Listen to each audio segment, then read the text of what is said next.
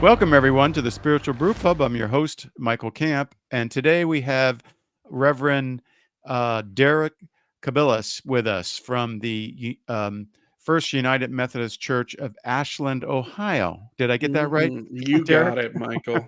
Okay. Derek hosts a podcast called Crossover Q. And it's an effort to debunk conspiracy theories from QAnon. That's very interesting. I'd like to ask you a question about that too, if Sure. we have time. And so, Derek, welcome to the podcast. Thank you, Michael. I appreciate you asking me to be on. Yeah, I'm excited about your book. That's why Mm, the bulk of our conversation will be Holy Hell, a case against eternal damnation. you Great got it. title. So I am very interested in this topic. I've done a lot of writing, and almost every book I've written, there's a chapter on this. Mm, And although I've never written a book exclusively on the topic, but it's tied into so many other things that us what we call most of us call ex-evangelicals or hmm post-evangelicals, we've deconstructed some of these things, and this is a major one. And I Absolutely. really like the way your book brings kind of a different flavor to the conversation. There's been a lot of books written about this, but yours has really given a good, really unique perspective from the Methodist tradition. So I really appreciate that. We're going to get into it. So I think a good place to start would be for folks to really understand more about your background. What's your story? What is your religious background, and how did you come to question the doctrine of hell to begin with? Oh, well, I was born and raised a United Methodist. I've been a United Methodist basically my whole life. There were some times when I was a teenager when I probably flirted with the evangelical world without knowing what that was or You having a only name flirted for it. with it. Well, you Well, you were spared. No, there's some good things in it, but there's some harmful things in it. So, but there is a lot of evangelicalism in Methodism as well. okay, Actually, Methodism began in America, what we know of as the evangelical tradition, but it kind of got away from us to a certain extent. Um, right. so John Wesley would be considered an evangelical, right? absolutely, Yeah, absolutely. Now, I don't think Wesley would even remotely recognize the evangelical world yeah, right. as coming from his tradition. But so I was born and raised a United Methodist, which actually meant that we didn't talk about hell very much. We are one of those mainline denominations. We're the denominations that are big tents. We have a lot of conservatives and liberals alike, and we're just known, I think, by most people as just being kind of a nice church. Methodists are nice, Yeah, right. and so we don't make it a habit of browbeating our congregations with messages about hell and eternal torment and all of that stuff. But I was familiar with it. I mean, the message got across to me even from a young age that hell is constant torture and that it lasts forever. Right. Um, so when I got to seminary, that didn't quite add up, and even a little bit when I was an undergrad. And I think I thought of myself as is what we call an annihilationist. I just interpreted all of those passages as being that the damned just sort of get snuffed out of existence somehow. Hmm. But I didn't give it much thought more than that. And then I was teaching a class for a previous congregation, the one in Uniontown, Ohio, and I asked them what they wanted to learn about, and they wanted a class on heaven and hell. Oh, okay. Because I apparently I didn't talk about it very much, and they were just interested in it. So I researched the heck out of it. This was several years ago. And by the time I was done with my research, I became absolutely convinced that the church has gotten this thing we call hell totally wrong Right. in so many places. Hmm. And that when you go way back in Christian history, you find evidence that a lot of people had a very different That's right. interpretation, Right. and that over the years, that a more hopeful interpretation, essentially that on a long enough timeline, God saves everyone and everything. Right. And over the years, you can see how that way of thinking about the afterlife had been pushed under the rug and suppressed, and in some places persecuted. Right. Even Yeah. though, when you look at the Bible, especially in its original languages, I'm a New Testament guy myself. Um, when you look at the New Testament in the original languages, as I'm sure we'll talk about here in a bit, uh, you become convinced that the idea of eternal torture is something that is completely alien to the writers Yeah. of the New Right. Testament. Yeah. Yeah, we'll get into that. I mean, it's really stark when you really l- uh, kind of, like you said, your research unpeels something that's like, wait a minute, how come we didn't Yeah. know this before, right? And that's another question. But and we're going to get into that. But I want to start with like talking about what I call maybe some heart issues, or there's Hmm. logical reasons and there's emotional reasons to reject hell, right? And these are the things that most people kind of struggle with because they don't know the original Greek and they don't know the Yeah. history of the church and all that stuff. But they read the Bible and they go, wait a minute, I thought Jesus was a nice guy. And all of a sudden he's talking about going to hell. He's got some Hmm. hard passages here. What's going on, right? So let's just have some background on that kind of stuff first before we get into the technical things or the exegetical things in the Bible and in history. So, like, what's your experience? I know you talked about this. You had experiences where people in your churches, they were either haunted by hell, or in some Hmm. cases, some people were actually pleased by hell. Oh yeah, absolutely. So Rarely, but yes. yeah, well, Um, that's I see more of that in evangelicalism. But let's yeah. what was your experience seeing people haunted by hell first? Everyone knows someone close to them who has passed away, right? Yes. Death is the most normal thing in the world.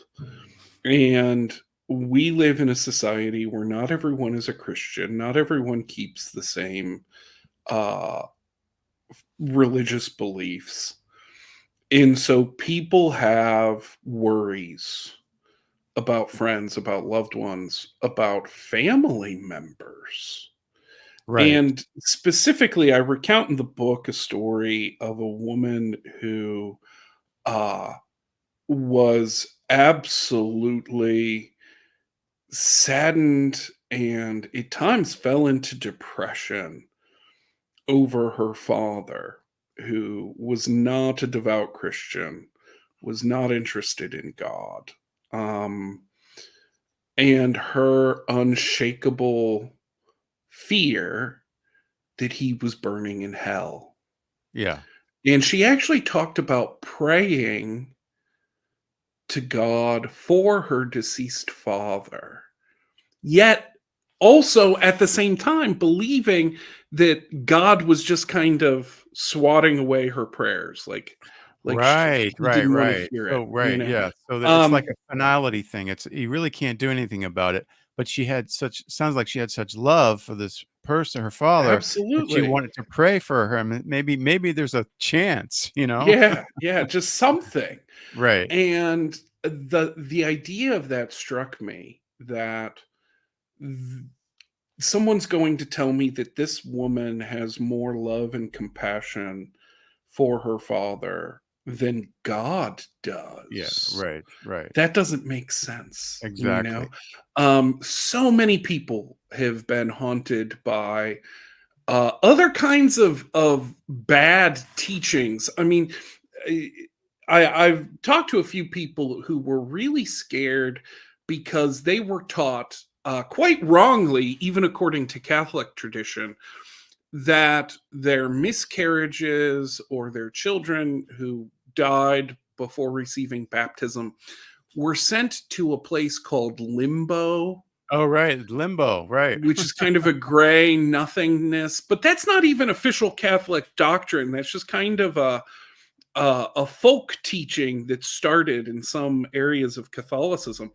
And these people are really upset because they are freaked out at the idea that their child is caught Right. in this like little pause place and they'll never get out. um so that is in the back of people's minds somewhere. In what I what I tell people to, the kind of thought experiment I invite people to have is, imagine, if you will, that you had a very good childhood and that you were raised by your parents in a very happy home, and they came to all of your uh, basketball games or all of your cheerleading competitions, whatever it was, and they always had a safe, warm bed for you and gave you plenty of food, took you to the doctor, all that good, loving parent stuff. And then when you were an adult, you found out that that whole time that they were loving you and taking care of you and doting on you, that deep in the basement of their home somewhere, Oh gosh. they secretly had a dungeon Oh my. where they were torturing and tormenting brothers and sisters you didn't even know you had.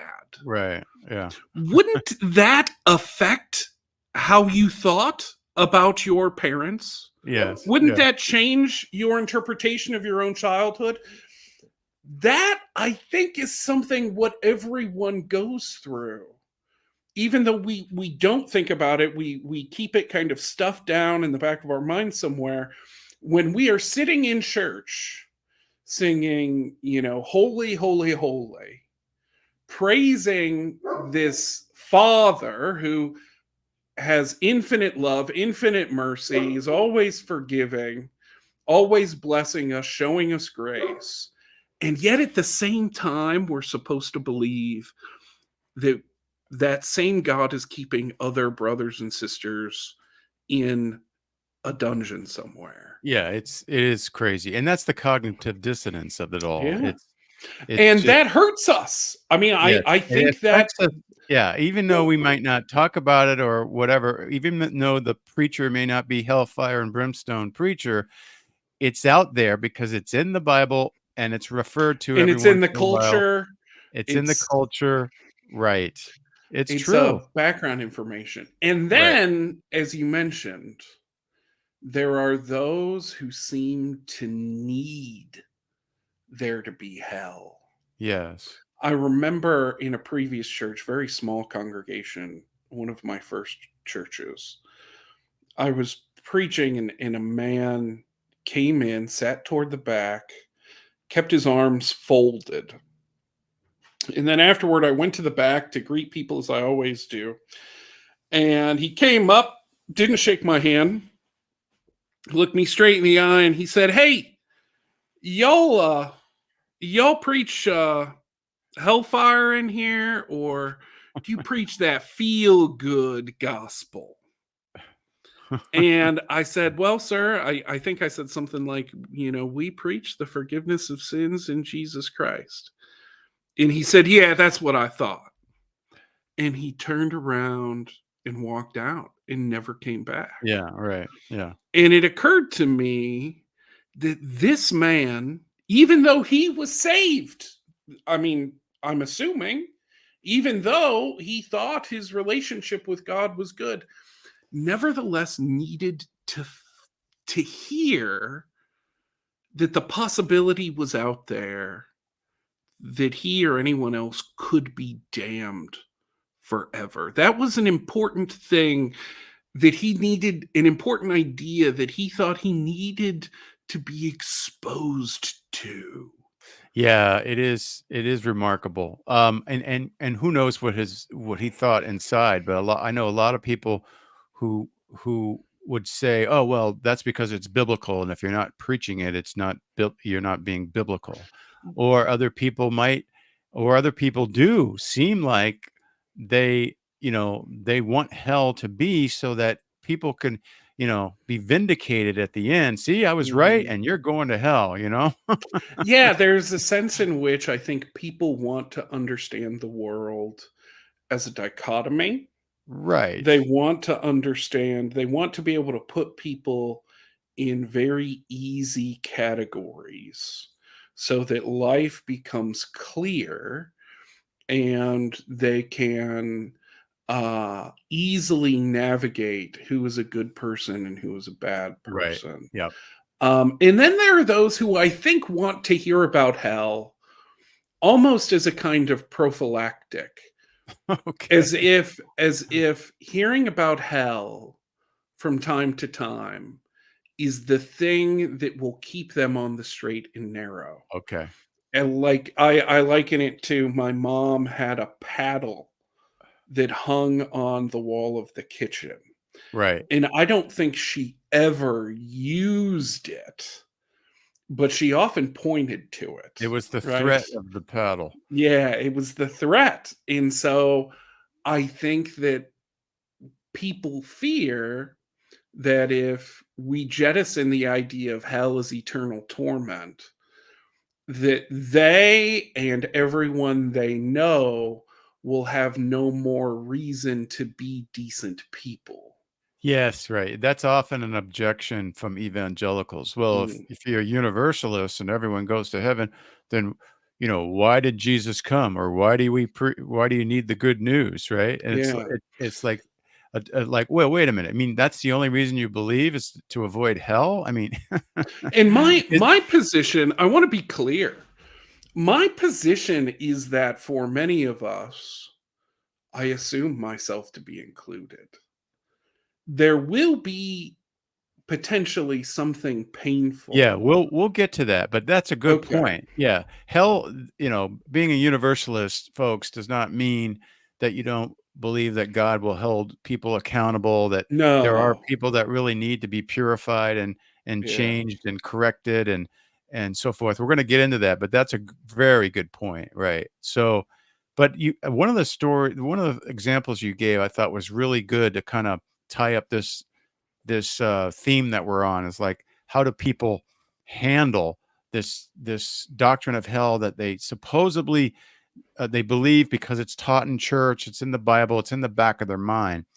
And so you have this example, and if Christians truly, really, honestly believed in hell, and at the same time they truly, really, honestly love their neighbors, what would how would they live their life? Yeah. My position is that no one actually believes in hell in the most serious sense of the word belief. Yes. Because if they did, their lives would look very, very different, right? If you believed that the possibility existed for people to be punished for all eternity, your every waking moment would be spent evangelizing, converting, Right. spreading the good news. And we would have a church culture that would not allow you to spend any time of these short, 80, 90, 100 years, whatever you got, we would not allow you to take any of that precious time to go to the movies, or read a book or anything like that, because the threat is so massive. It would be immoral for you to stop and enjoy a cup of coffee. By the same token, and we would think even someone like Billy Graham was just a total lazy, terrible preacher because he spent too much time with his family. So right. You Yeah, know, so they're not if you're not out there, like, trying to convince people, "Hey, this is really dangerous, and I love you. I don't want you to yeah. go there. Let's, accept Jesus," you But know? by that same token, we would never procreate if we really believed that our children could suffer such a ridiculously terrible fate. We would Right. not take the chance. Let's say your 16-year-old is like, well, I don't know what I believe. Maybe I'm a Buddhist, maybe I'm whatever. Anyway, I'm going to go to a party right now. We would never let them get in a car. We would never let them Yeah, right. Because 'cause we'd be do afraid if anything they even died remotely now, they'd go to dangerous. hell. Right. Yeah, I mean, it when you Uh, start to imagine that people stand on the cusp of an infinitely terrible fate, it becomes really hard to defend doing anything other than trying to stop them. right. Though that makes sense. I mean, um, there was always that thought when I was people are motivated to go into mission work, for example, or evangelize. Mhm. That's one of the things. Oh, we're obeying Jesus, but we're also, we love people and we don't want them to go to hell, or we want more people to go to heaven, whatever. And Yeah. so that was always in the back of our mind when I was in the mission field. I went to Africa among Muslim communities as a missionary and aid worker. But that was always one of the things in the back of our mind, if not in the front of our mind.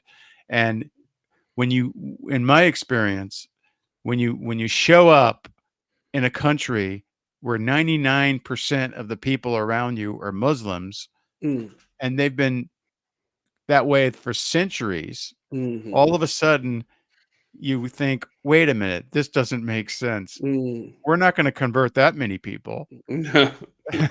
These people are already set in their ways. Yeah, We're yeah, gonna reach a few. We thought we reached a few, and then what about all the ancestors of these people? How is that good news? "Hey, I got some good news for yeah, you." yeah, So all that kind of yeah. a thing. So that's a great story you have that really explains it. All this is in the book, folks. All these stories he's got a really good way of Derek has a really good way of explaining this by using real life examples. Mhm. Um, well, let's pivot a little bit and go into some examples of mistranslations. So this is really Yeah. important. So, as far as let's start with the word hell. What are the most interesting examples of mistranslations of that word in the New Testament? Well, every use of the word hell in an English translation is a mistranslation, or a I call them lazy substitutions. The word hell, as it comes to us, is from a Nordic word, a Nordic source. Hmm. It refers to the goddess Hel, and specifically her realm, which is called Niflhel, or sometimes Niflheim. And Niflhel isn't even hot. It's just kind of cold and dreary, and it's not all bad. It's more of just a holding tank for souls until they come back again. Everything in Nordic theology is like a cycle. Right. Um, but we use that word for several different words that we find in the Greek New Testament. The first one is, of course, uh, the word Gehenna. Hmm. And Gehenna is a very specific place. That's what people don't realize. And you can go there, like, in the world. I've been there. Yeah, It it's near is outside of Jerusalem. it is a valley on the outside of Jerusalem, that uh, was very famous in the ancient world for being a site where Babylonians sacrificed children to the god Marduk, and there were some Israelite folks who joined in that effort, and so it became this very unholy place, almost like a spiritually radioactive place. And so it became essentially, different scholars kind of argue about this. I think it makes sense to say that it became the dumping ground of Jerusalem. Oh It's yeah, where it was literally that. I mean, the Romans used to throw bodies in there if they were an exactly. insurrection or a criminal that So warranted death. yeah, that's an interesting thing. So it's got all these bodies and garbage and refuse in it. Right.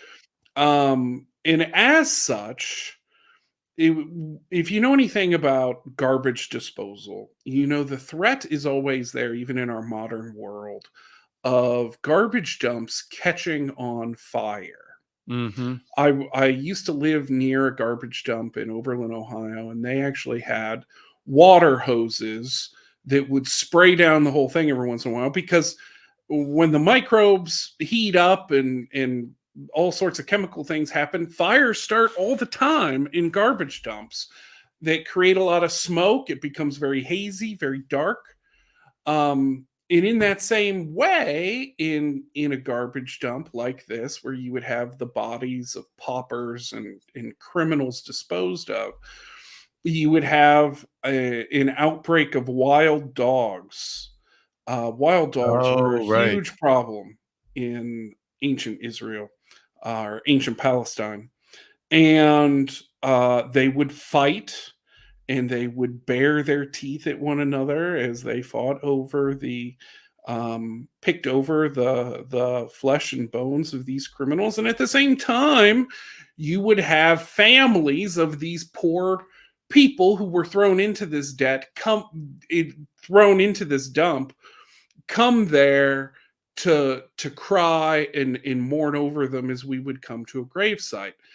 Thus, you have the outer darkness on the outside of the city of Jerusalem, where there is weeping and gnashing of Oh, right. teeth. Yeah. And this is how it was known, right? So And you that, have the weeping of the family and the gnashing of the teeth of the dogs yeah, yeah.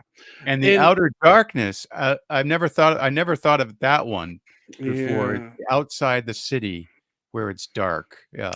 So, and it did come, as far as my research shows, it did come to hold a spiritual significance. It wasn't just in their imagination as a physical place, Right.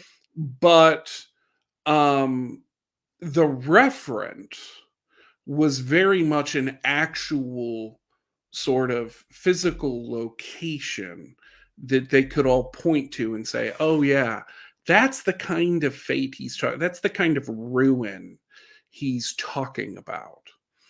In the same way, the second most common word in Greek that's translated as hell is the classical Greek word Hades. Mhm. Hades is, of course, the in Greek mythology, it is the realm of the god Hades, the underworld, and they simply borrowed that term from the Greeks. Are we to think then that if someone dies and goes to hell, they will cross the river Styx? Are we to think that they will be greeted by Cerberus, the three-headed dog? Okay, yeah, the mythology of Are it. Yeah. Yeah, are they going to run into Sisyphus, Yeah. pushing his rock up the hill over and over again? That is just an example of first century Judean thought, borrowing something from the Greeks, not in a literal sense at all, but in a figurative sense. Heck, some places in Hades are not that bad. They're the Elysian Fields, which are places where men of Hey, honor go, you that's know? actually a brewery here in Seattle that I go Oh, to. there you Legion go. Fields. It's not bad. So, I don't think that they meant to equate their use of the term Hades with a literal underworld in that sense. Right. Yeah. The only place in Hades where you see the kind of torment that I think people read into the New Testament is this very particular place called Tartarus.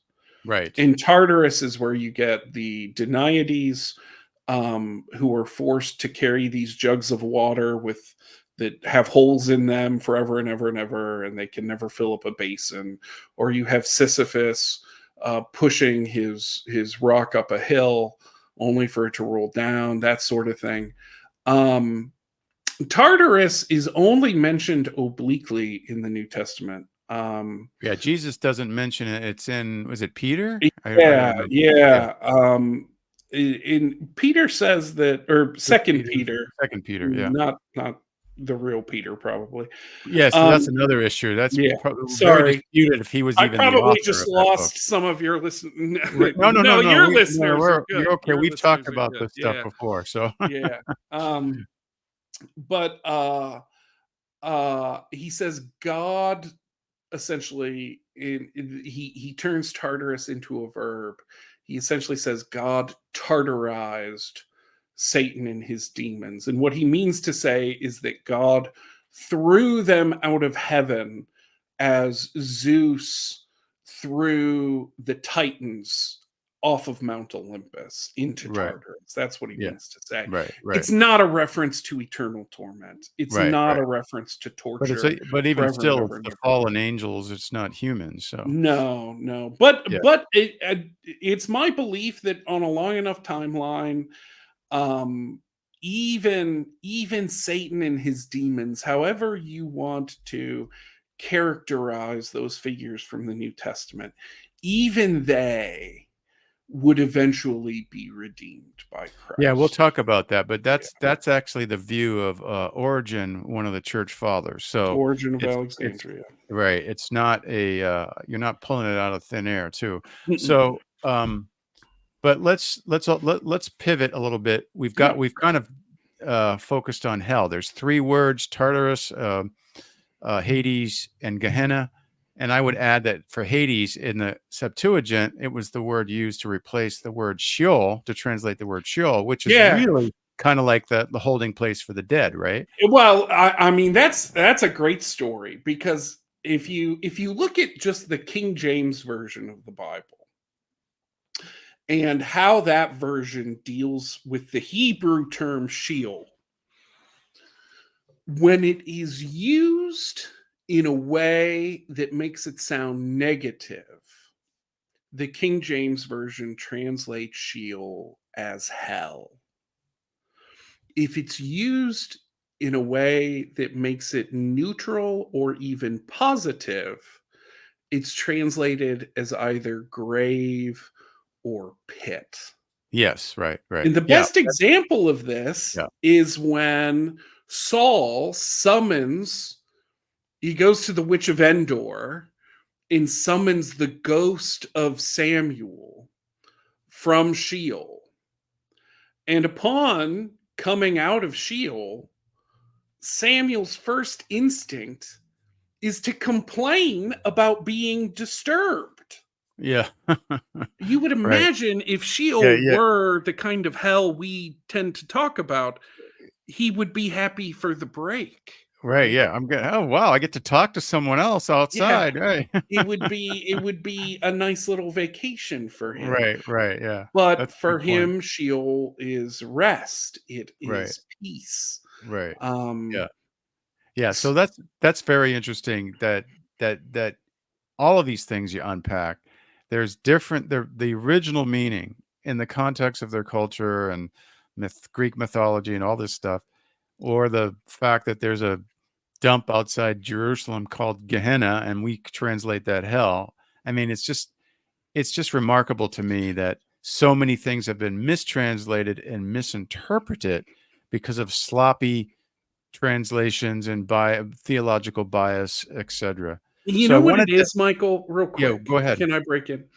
Um, Sorry to interrupt you. I think what it really is that ever since sort of the scholastic period of philosophy, since you have like, if people know Thomas Aquinas and that whole crowd that came after him, we have tried to read the Bible as if all the biblical authors were referring back to some systemic textbook of the way the afterlife actually looks, right? That somewhere there is a system, and we've used poetry, we've used symbolism, we have used these beautiful yet enigmatic and difficult to interpret symbols and words and ways of speaking from the Bible,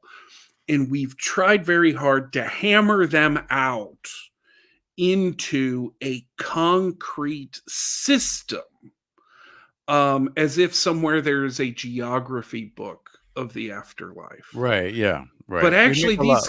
these guys are using poetry to try to describe um, very mysterious, esoteric ideas about the nature of death and Yeah. rebirth Right. and eternal life.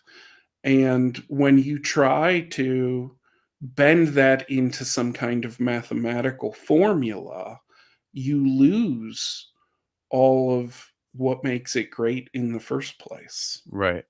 So, that makes perfect sense. Let's talk about the term eternal punishment and unpack that a little bit. You got the two words eternal and punishment. Mm, How are those mistranslated? that's a fantastic question, because you do see that in your Bible, like when you open it up to Matthew 25 or wherever, several different places, you see those two words put closely together: eternal punishment. Those are both poor translations. Mhm. Um, Eternal is the toughest one. Eternal, there is a wonderful scholar named Ilaria Ramelli Yeah, I know her. who Yep. Yeah, she has wrote a done amazing work. she's got a very thick, long book, but she has a shorter version that just came out, I think, a year or 2 Oh, ago I that's haven't seen that. much more, accessible to your average reader. Yeah. Essentially, no one knows more about that word than she does. Yeah. In Greek, it is the word ionios. Mhm. And ionios is where we get the term eon from, right? Mhm. An eon, a long period of time, or an age, Mhm. right? That's probably Yep. the best translation of it. Ionios is not an eternal series of moments that stretches on forever and ever and ever. It is a reference to the next eon, the next age. Right.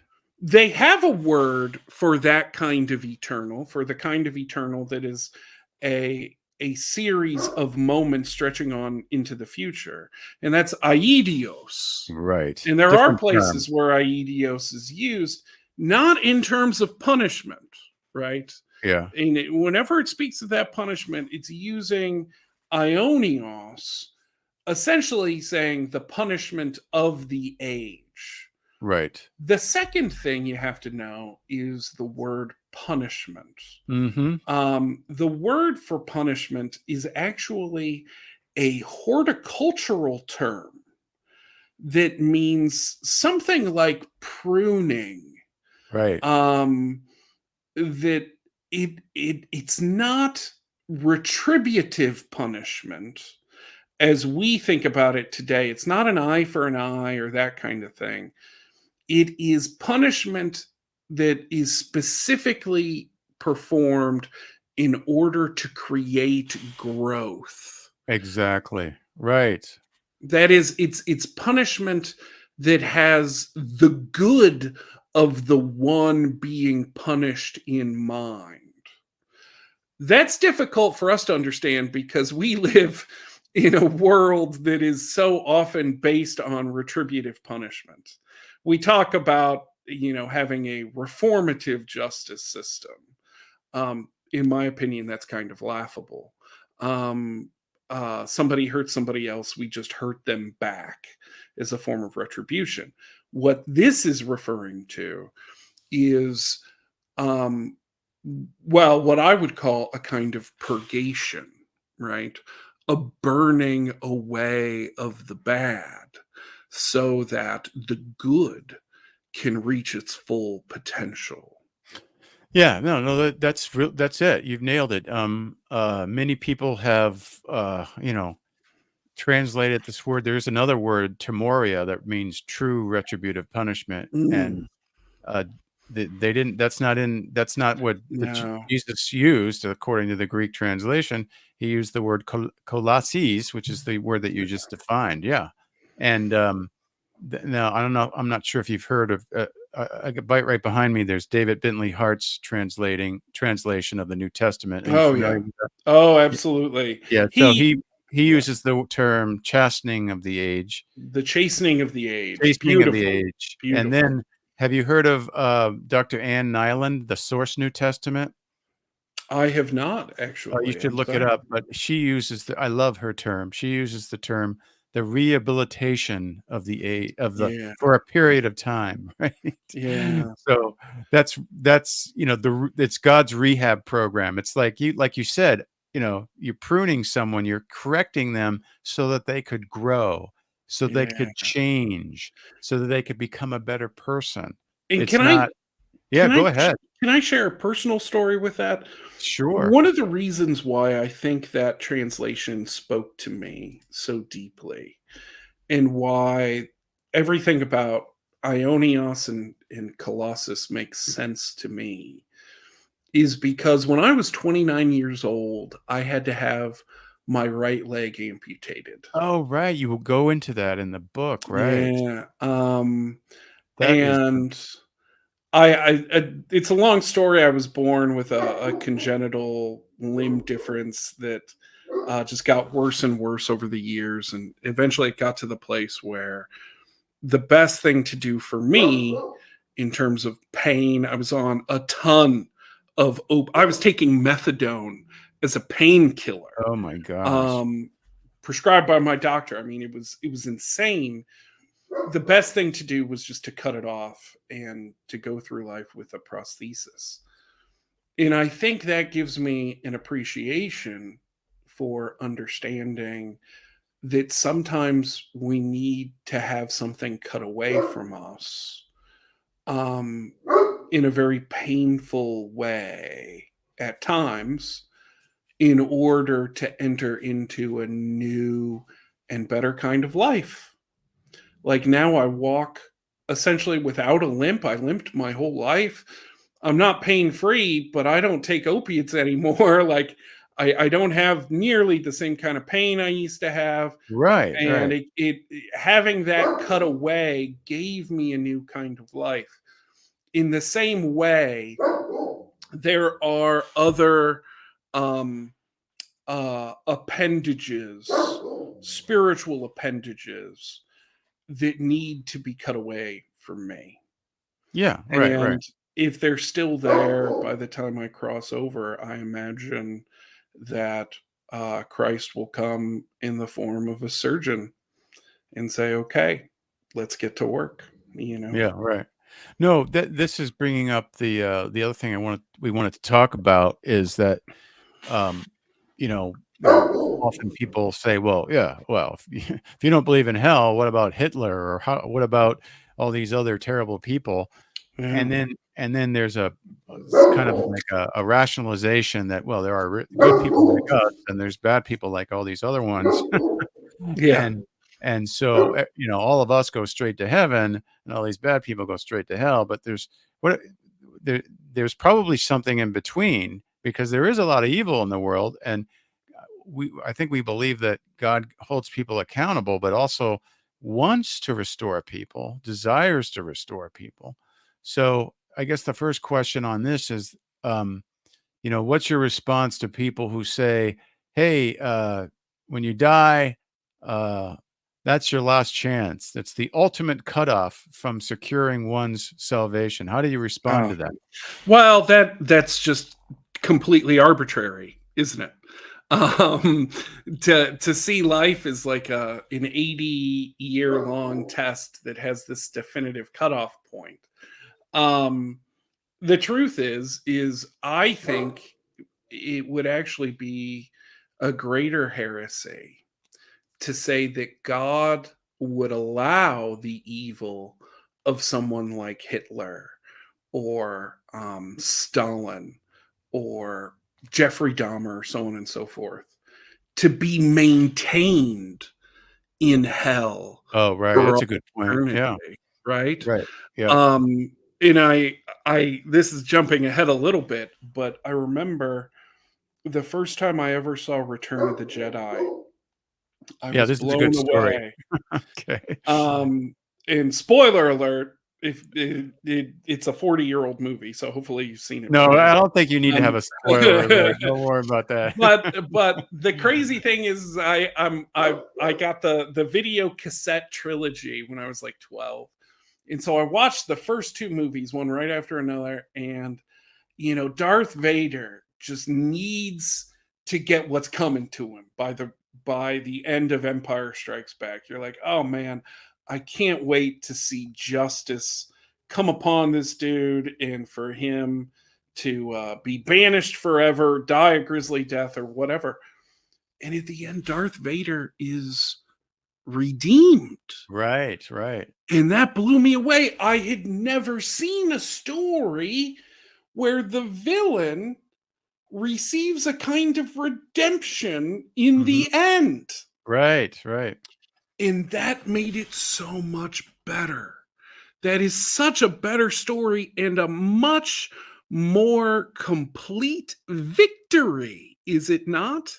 Yes. Not just that guys like Hitler and Stalin and Mao get what's coming to them, but isn't the greater, more triumphant idea that God is actually able, strong enough and patient enough and loving enough to redeem a soul rather than simply to vanquish it, Right. right? No, that's a powerful a notion, and I think we both believe that. I mean, it's a superior way of handling these problems than just throwing people into hell.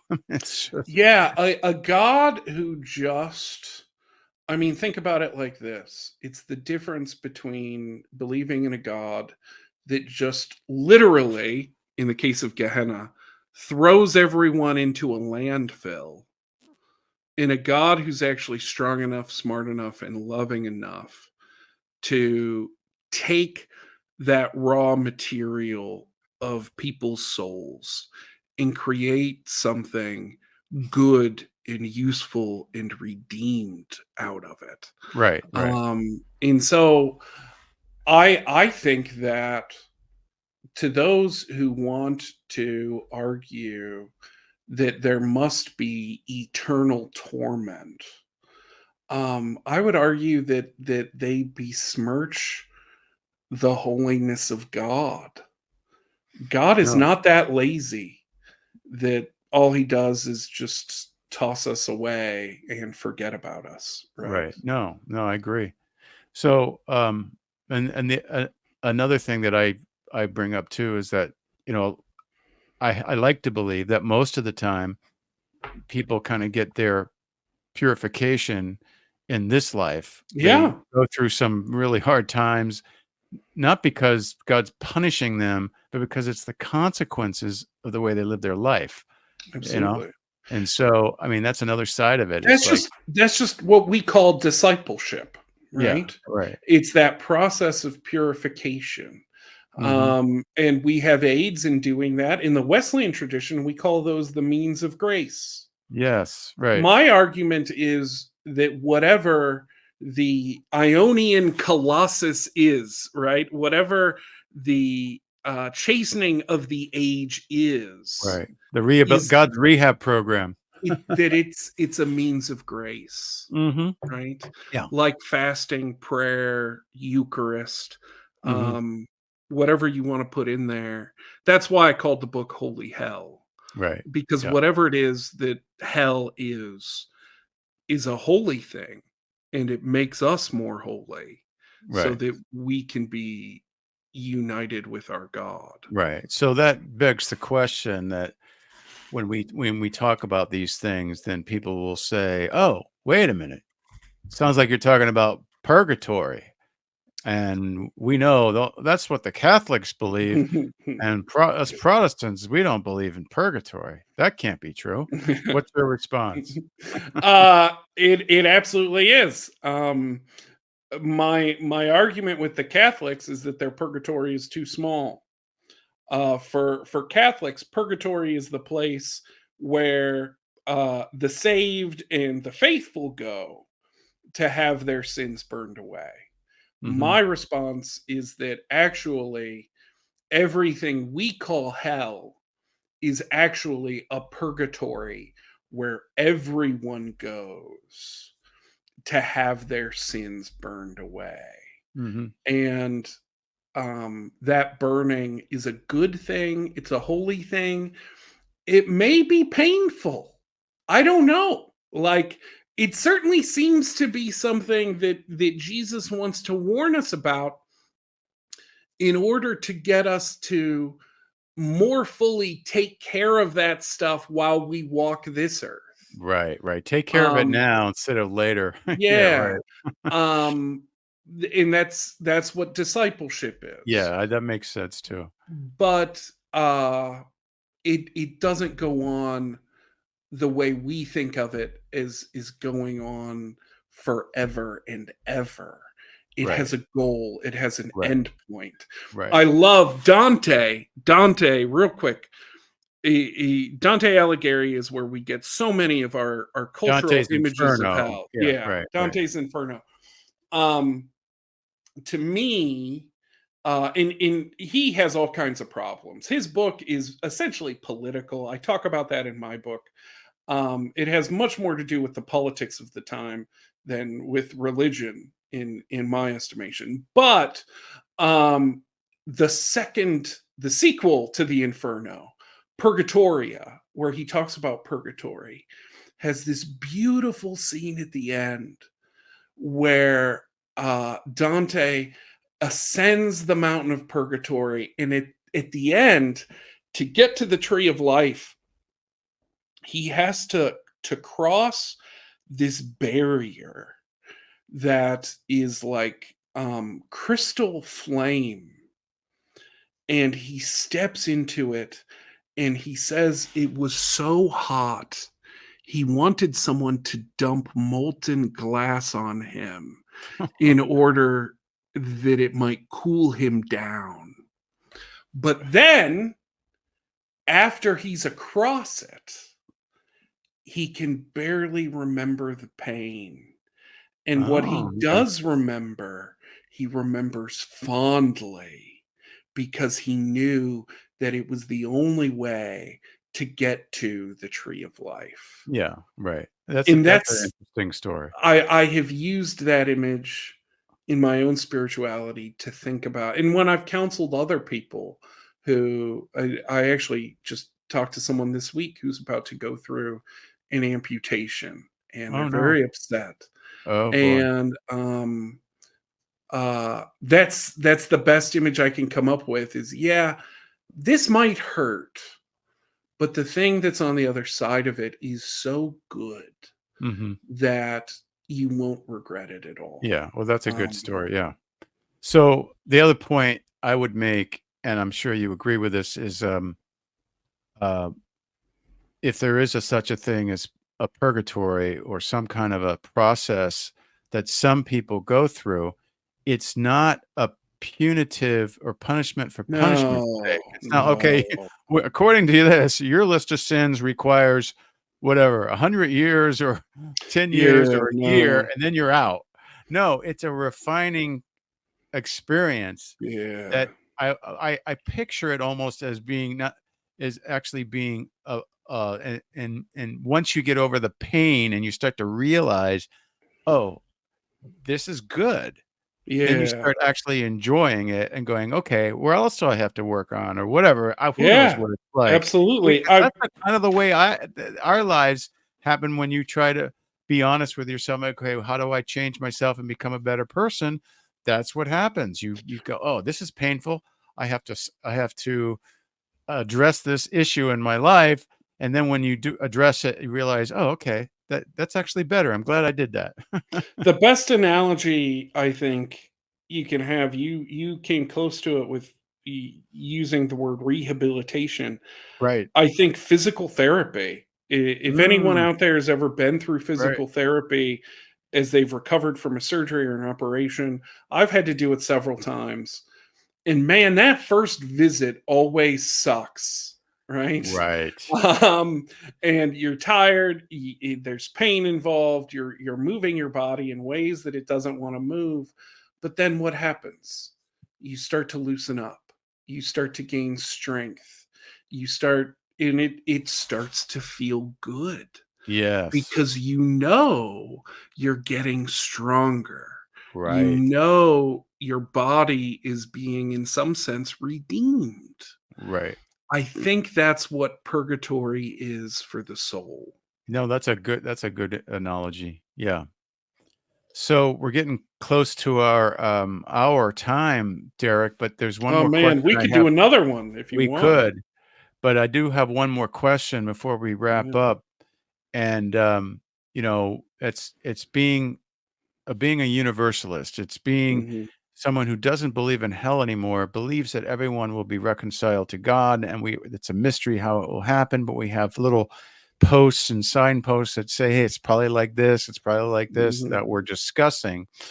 But, um, what are the beneficial, wonderful implications for no longer believing in hell? Oh, wow. Well, for one thing, you come to realize that you have finally gotten rid of that cognitive difference, Yeah, that cognitive dissonance dissonance, yeah, in your soul.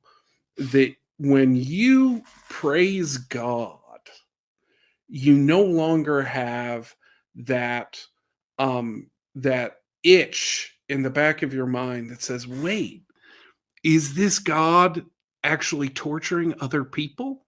Right? Like you can now be in a more complete relationship with God, believing that God has you and everyone else's best intentions at heart. And it, it restores the ability for you to kind of look God in the face again, right? right, mhm, Like this right, whole time, you realize that you have been double minded about yes, God's holiness, and now that is removed. It also allows you to share the gospel in a freer way, that you no longer have to have this hidden little secret that everyone knows is there, that you're actually telling someone they're going to burn forever if they don't believe you, right? yeah, Now you can explain why it is that you're a Christian, or why it is, I realize a lot of your listeners probably don't want to use that title to describe themselves anymore, and I understand that. I right, I get that. But for those who want to follow Jesus, you can explain why that is without any hesitation. And then if someone says they don't believe it, you can say meaningfully, that's okay, right? Right. God has still got your best wishes at heart. It takes the pressure Exactly. out, Right. You don't right. You don't have to banish someone. Okay, he's he's rejecting God yeah. and he's going on the way to hell and You that don't kind of have to a be thing. scared for your friends and loved ones Right. anymore. I can't tell you how I many know. people have talked about having the conversation with someone, quote unquote, who's on their deathbed, Yeah. like trying to make sure that they Yeah. are I know. saved before they die. They're trying to get him to say the prayer and all this That is stuff, such right? a clunky, terrible thing to You know. do in a holy moment And when and someone and is crossing that right. threshold. And sometimes I've seen people do that at funerals. They'll try to Oh, it's really stop tacky. it. That It's really oh, tacky, it's so but offensive. it is. But no, this is good. Yeah, there's so many you're set free in so many different ways. Your image of God, Absolutely. the character of God, the fear of hell for yourself or for your loved ones, uh, the the pressure of evangelizing and, you know, all that kind of a thing. It's just you look at the world differently and also, you realize that the good news is actually really good news. You don't have to have bad news first Amen. before you Yeah, hear the good news. that's And the right. good news is for heck, you know, people need to hear good news in this life Yeah. and have a healthy outlook on their life and how to address death and how to live life in a way that's meaningful and loving and makes the world a better place. And that's why you share the good news, Amen. not to keep them out of hell, but to bring them into what Jesus called abundant life. Because without it, you people struggle, right? So, One of the uh, things I think our society is starting to figure out is how much we are all shaped by trauma.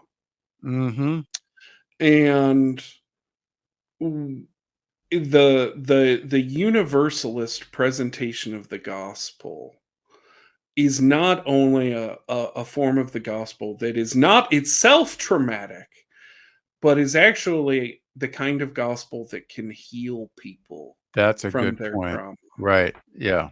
Right.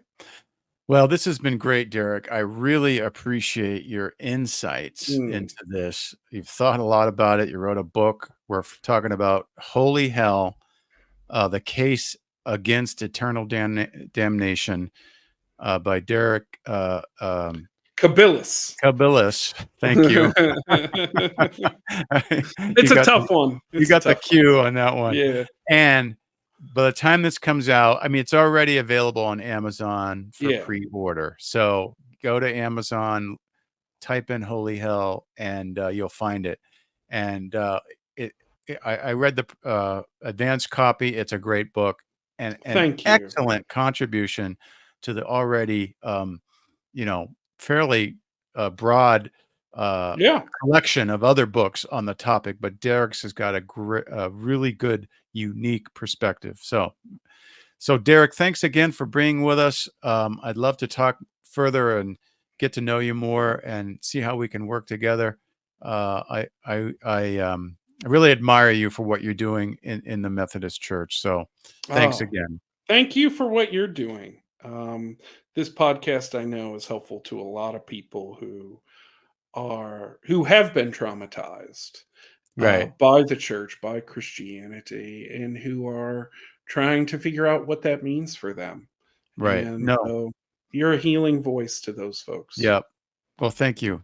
So, folks, and that's it for this episode. Until the next episode of the Spiritual Brew Pub, enjoy responsibly.